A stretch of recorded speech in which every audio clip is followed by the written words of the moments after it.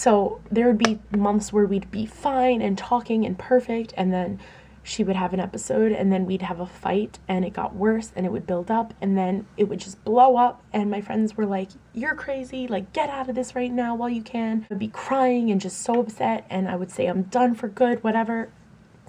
And I would be done. And then a couple weeks later, it would come back to me because her episode would be over, and I'd be so tempted to ignore her or say, I can't do this anymore, like, I'm completely done, you need to get out of my life. But my heart broke because I knew that I really did love her, so I would continue giving her another chance, you know?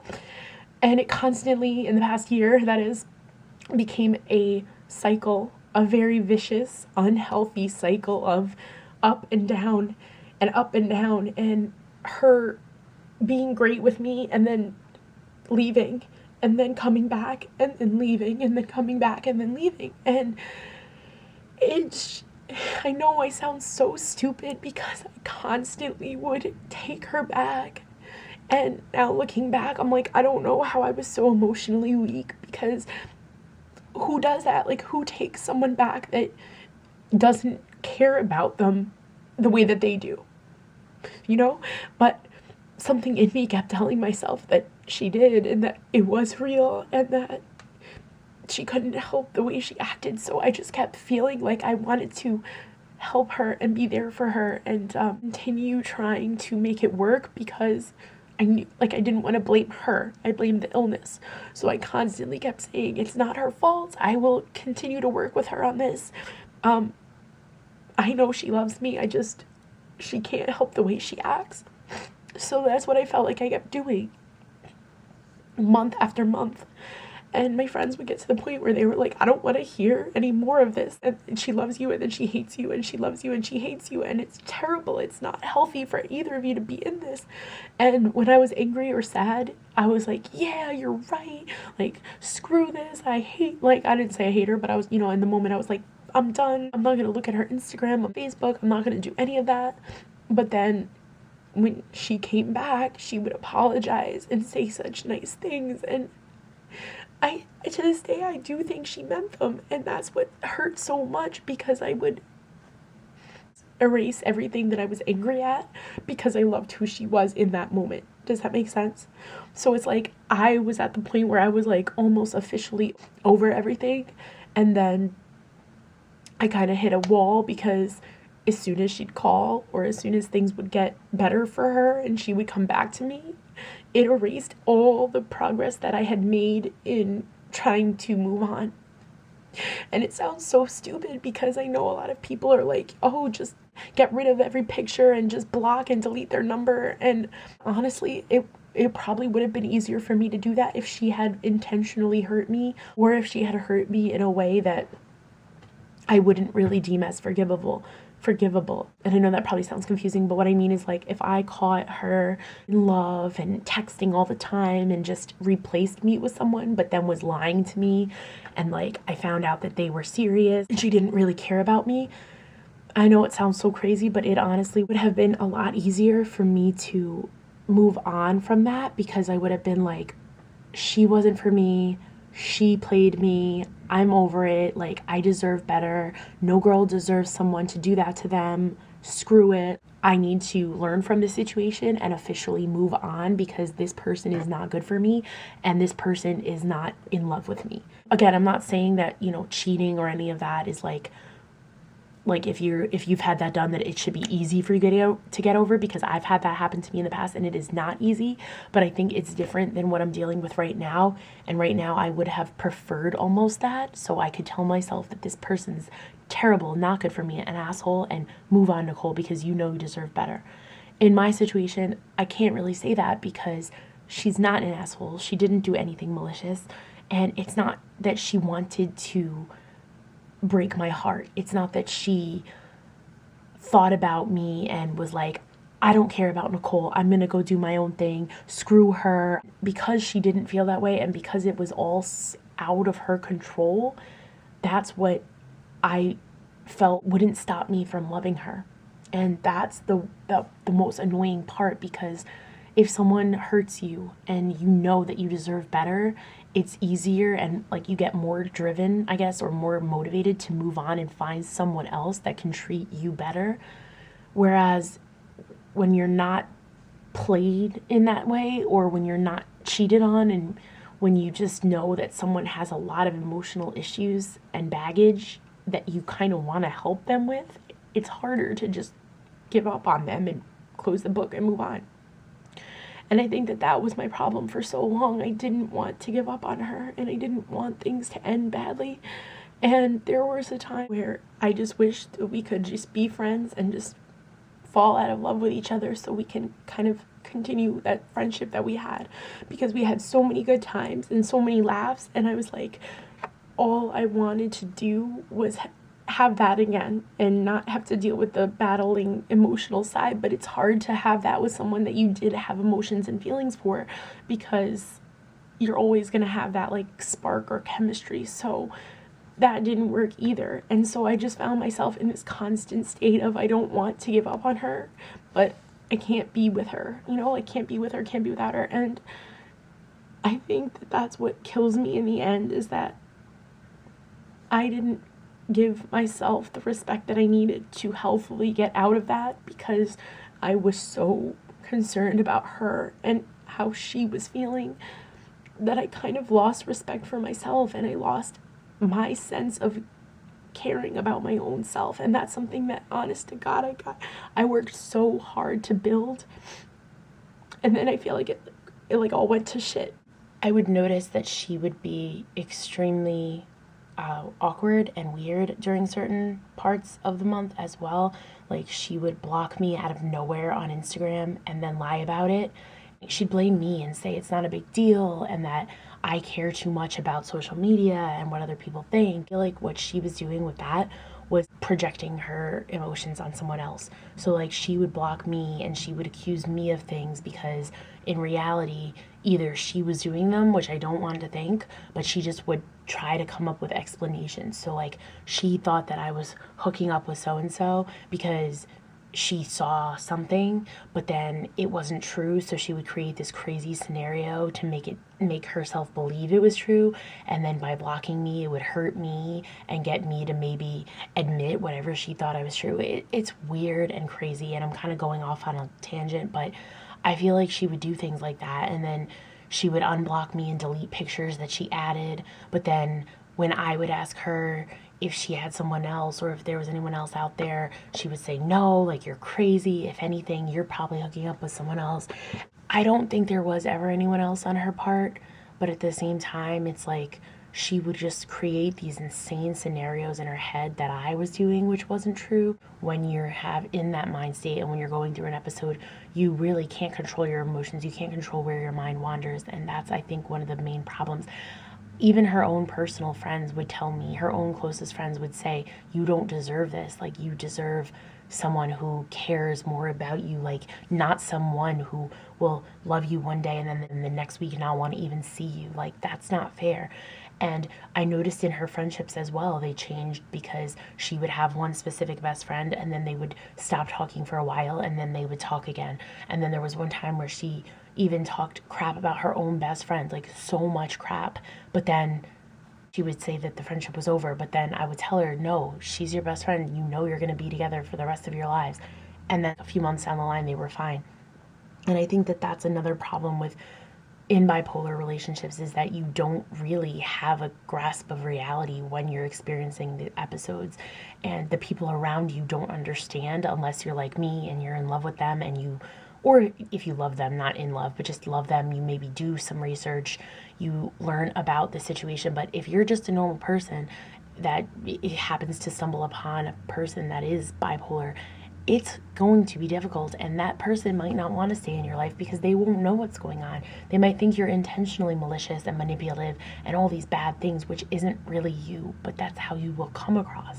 So that's something that I definitely learned, is that you have to put yourself in the other person's shoes, and even if you can't, you have to try, and you have to learn about what's going on in their minds, because honestly, it helped me, I guess, maintain some sanity, knowing that it wasn't her being mean to me or talking down to me.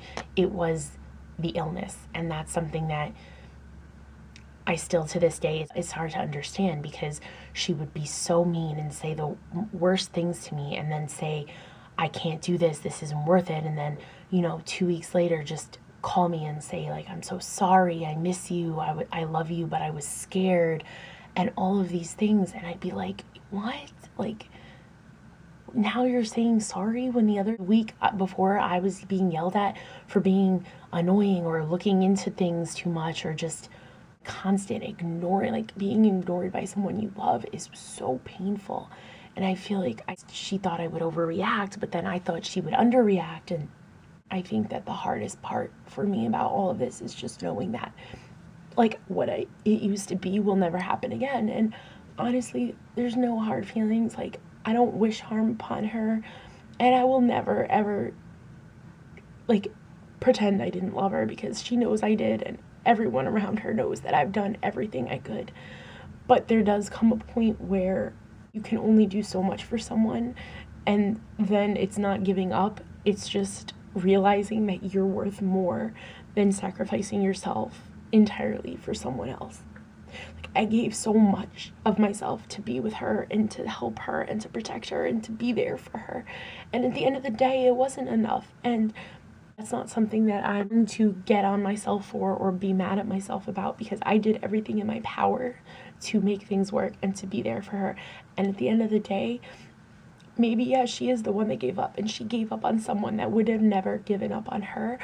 But at the same time, everything happens for a reason, because I probably wouldn't be able to do this video and to realize that I've become so much stronger through this if it wasn't for what happened to me with her. I guess she'll always hold a place in my heart. And even though we're not together, like, I know that she did mean something to me, and I meant something to her.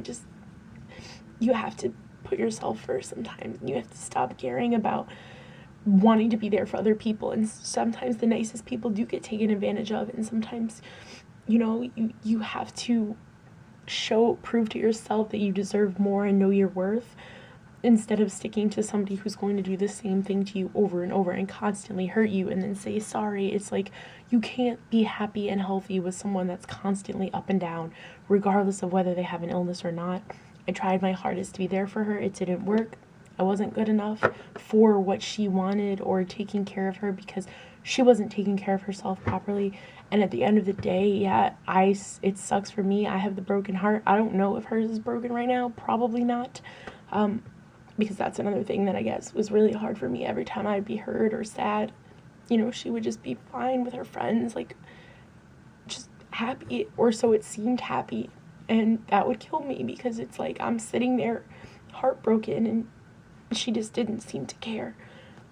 Because that was, during an episode, and then she'd care later on when I was somewhat better. And I guess this was just a really long lesson learned for me.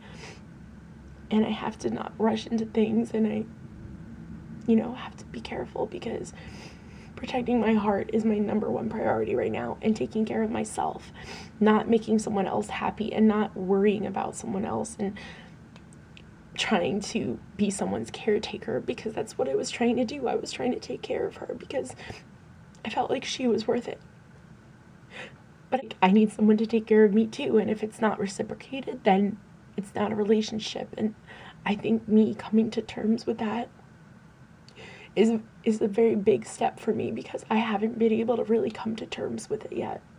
I always made excuses to my friends when they said get out of this relationship. I always made it seem like it was going to work out, or that I was okay with the way things were. And now I'm just finally coming to terms that it's over. I mean, I've been to terms with it's over, but I'm kindly coming to terms with it's over. I learned a lot from it.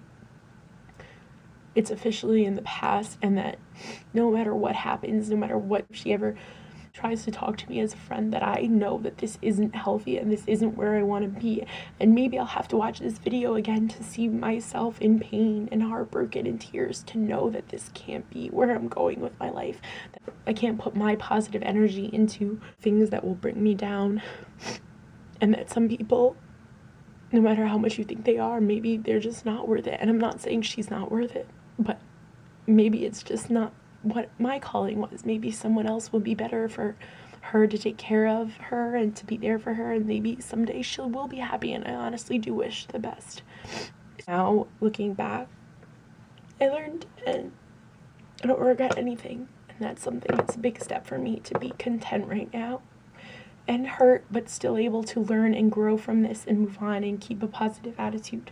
So we are no longer talking, we are no longer together, and I actually have strong feelings for someone else right now, but it is very hard for me to kind of pursue those because I feel like I'm not myself and I'm not who I want to be. Like, I'm not in my happy state, so it's hard for me to give my whole self to someone else. You know what I'm saying? And I feel like what maybe she was going through when it came to me and her, she wasn't happy with herself because of what she was going through, that she couldn't give her entire self to me and be in love with me the way that I guess she wanted to.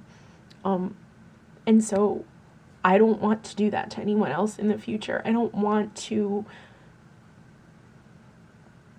love them but not fully love them, you know, or just be with someone because it's comfortable, or be with someone because I don't want to be alone. Like, that's not who I am. At the same time, it's very hard for me to fully be with someone when I feel like in my head all I keep thinking about is how I'm just emotionally drained and broken and still not back to my normal self. I feel like I need to be who I was before I met her, before I can be with someone.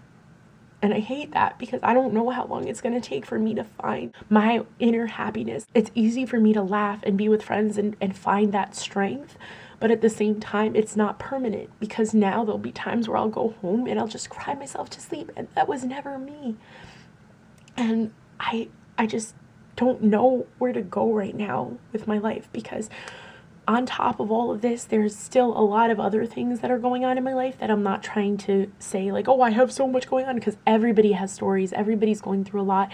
I'm not putting myself on a pedestal at all. I am just filming a video on this right now to put on the internet. So I feel like might as well lay it all on the table, you know? Of course, it doesn't help that going through this, like, Talia was someone that I talked to about her. She was actually the first person I told of my YouTube friends about being with a girl, and I was kind of scared that she would be like, ew, why? But, you know, Talia, she was just like, oh, awesome, is she pretty? Does she wear makeup? And honestly, I feel like Talia just, she knew me so well. Like, she knew right away that it didn't seem healthy, like a healthy relationship. But she also knew, like, she was way wiser beyond her years. She knew that if I was happy and I felt like it was worth fighting for, that I would do the right thing, and she knew I wouldn't give up. But it's hard because, I'm not gonna lie, there are so many text messages I have from her. We were talking about this relationship, and it's really hard to not be able to be like, oh, hey, like, what should I do now? And I feel like that's adding to my, I guess, emotional battle right now, because, like, I don't have her to kind of talk about things with. I mean, obviously I have my friends, and I have my YouTube friends, and I have people to talk about with my family too. Like, I have people that I can confide in, which feels amazing, but at the same time, it's like not having Talia here has been very difficult for me. And I hadn't really come on the internet and said that because me and Sandra filmed a video. Sandra's Talia's like second mom. And we filmed a video after Talia passed away, and we didn't really want to cry in it, and I just never really publicly addressed the whole situation because I didn't want to, and I didn't want people to think that I was coming on here to get attention, to cry about her and stuff like that, because honestly, that's not who I am either. But that obviously has taken a toll on me emotionally as well. If you guys do follow me on social media, you know that in November I actually lost my dog as well. My dog was with us for 15 years, so she was my family, and losing her kind of broke my heart into a million pieces that weren't even all there to begin with. So I guess it's just crazy to think about what I've been through in the past year, and just the amount, I've always dealt with loss and I've been through a lot of loss, which sucks, unfortunately. But I felt like I was in such a good place, and then I kind of had this romantic relationship destroy me almost. And then, well, losing Talia, and then right afterwards losing my dog, I just kind of like didn't know what to do. Dealing with anxiety isn't fun. It takes over your life a lot, and people don't realize how serious it is unless they have anxiety disorder and panic attacks like I do, and it kind of just all added to it. And this was all been going on in the past year. So if you notice, I just stopped filming. I wasn't really on Twitter. Like, I just haven't been myself, and that's where I kind of disappeared on YouTube for a while. And I feel like I was missing a lot of that happiness that I found when I was on YouTube, when I was filming, when I was talking more to my YouTube friends, when I was being more active, I guess, with my channel and with you guys. And I feel like I lost a lot of that because of what I've been dealing with, but I never wanted to talk about it because I just couldn't do it. So I feel like I keep losing things, I guess, and it's just really hard because I'm such a strong, positive person. But then when people are like, oh, you'll be okay, you'll get over this, girl, it's easy for you to say when you're not the person dealing with it. Do you know what I'm saying? Like, does anyone comment below if you know that feeling? And like I said, I'm in a weird state of mind right now because I want to love and be in love and give myself to someone so badly, but it's so hard because now I just think of like trust issues and just constant battles of like, what do I deserve versus what should I do for someone else? Like, I never want to give up on people, but then look where that got me, you know? Like, I guess it's just really hard for me to remain positive when I just feel like everything is just negative around me, you know? So sometimes I do cut off certain people in my life that are negative energy, and I feel like I do have more positive than negative around me, which is great. But at the same time, I'm also 25, so I'm dealing with like my kind of, where am I in life? What am I doing? I have been saying I want to go to grad school for a while, but then I did get into the YouTube world and the Lush world, and I kind of just wanted to do that while I'm young. And I kept putting off school. I don't know what you guys know about me, but I do intern at a hospital here for children that are dealing with cancer or other terminal illnesses, which is how I met Talia. So I did want to do something with my future career with that, but that does take school. And right now it's just, I feel like there was a lot going on that I couldn't even go to school, so I kept putting that off. So I'm just in a very weird mind state and place right now, and I just felt like I kind of had to keep not filming because it wasn't me. I wasn't happy. I wasn't the girl that people like to watch, you know?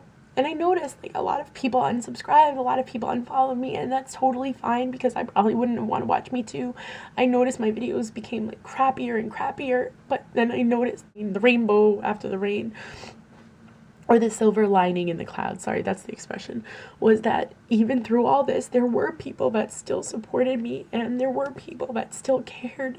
So the most touching thing to me is to know that I have people out there on the internet that I've never seen that still care about me, and that still want me to keep going, and that still want me to be positive, and that do care about my emotions, and that they'll see a sad Instagram post and be like, hey, are you okay? Like, I don't think any of you, well, I mean, I'm sure you do know how this feels if you've had it happen, but I don't think you guys understand how much that means to me, because when I'm, you know, at my worst point and I'm sad and I'm in bed crying myself to sleep just thinking about the past and like this past year and how I'm just a different person and how I feel broken. You know, this sounds so cheesy, but then like I'll read some of the things you guys say to me, and it's like it kind of adds back the pieces of my heart that I feel like are like all over the place and broken. And that's probably the cheesiest thing that anyone's ever said on YouTube, but like I genuinely mean it, because I feel like having a support system and having family and friends that really care about you is something so motivational and something so great to keep going. So I feel like if any of you guys are going through anything, like anything bad at all, no matter what it is, like, you're so blessed and lucky to have friends in your life and family that do care about you. And if you're not on YouTube, you don't have the maybe people on the internet, but you still have people that you can talk to. And I'm telling you right now, if you don't have anybody to talk to, or even if you do have people to talk to, I am here for you. And that's something that I do want to make clear, because part of the reason I joined YouTube was to make friends and be there for people that don't have other people. And I know it sounds so cheesy, but honestly, like, I am so humble, I guess, about certain things. And I know, like I said, I know I'm not a big YouTuber, but still I do get a lot of like kicks. When I don't even have Kick anymore. Do I have Kick? Everything was deleted on my Kick, but I still get a lot of kicks, a lot of tweets, and just people that want to talk to me, and even DMs on Instagram. Like, I always write back, and people will be like, oh my gosh, you wrote back, I can't believe it. Like, I seriously am nobody. I'm not an internet sensation. I'm not Michelle Phan. I'm not Bethany Moda. Like, I'm not anybody important, really. So it's like, to know that you guys care that I write back means a lot to me, because we're the same. Like, you message me or you tweet me, like, yeah, maybe you're younger than me, but of course I'm gonna write back. Of course I'll follow you back if you want me to. Like, sometimes it's too much for me to handle when people are like, oh my god, like, can I take a picture with you? It's mind-boggling to me, because I seriously am nobody. And so humble, because I know that I'm like not bigger or cooler than any of you guys. So that just really warms my heart. And I know it sounds so cheesy, but it really does make my day, and it really does mean a lot to me when I do meet a lot of you, or see a lot of you, or just have people like say things to me that are so sweet, or that I inspire them. Because honestly, that's why I started YouTube, to just meet people and inspire people, because I've always worked with children for a while, at least, and I feel like a lot of them say things to me that, you inspire me to do this, or you inspire me to do that. And honestly, that means the world to me. That is all that I could ask for when it comes to people looking at my channel, or people watching my channel. That's pretty much the best thing to me. And like I said, if this video can honestly reach out to anyone, even one person, it would make me feel good, because I know that by letting a very personal side of me out, that I'm helping someone by doing that. Or if you'd like to kind of say an emotional story, or cleanse yourself emotionally, sometimes it's really good to get out there, and you might struggle to do so, or you might feel like you be judged by your specific friends or your family. Just letting you know that I am here for you.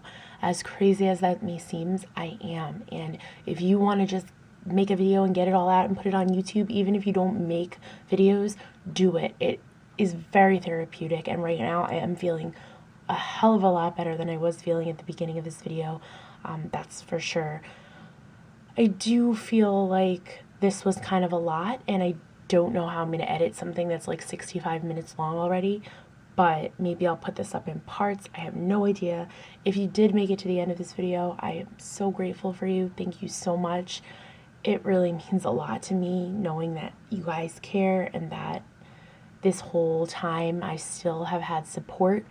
That being said, I am going to try so hard to get back on YouTube and to actually film videos more and do what you guys want to see, and just stop slacking and stop putting it, like, not making it a priority, because I do really love filming videos. I do really love being on YouTube, and I'm so appreciative of the support and love and my friends that I've made. So why not keep that going, and why not do something with my energy to be positive and to be happy while working on my own happiness?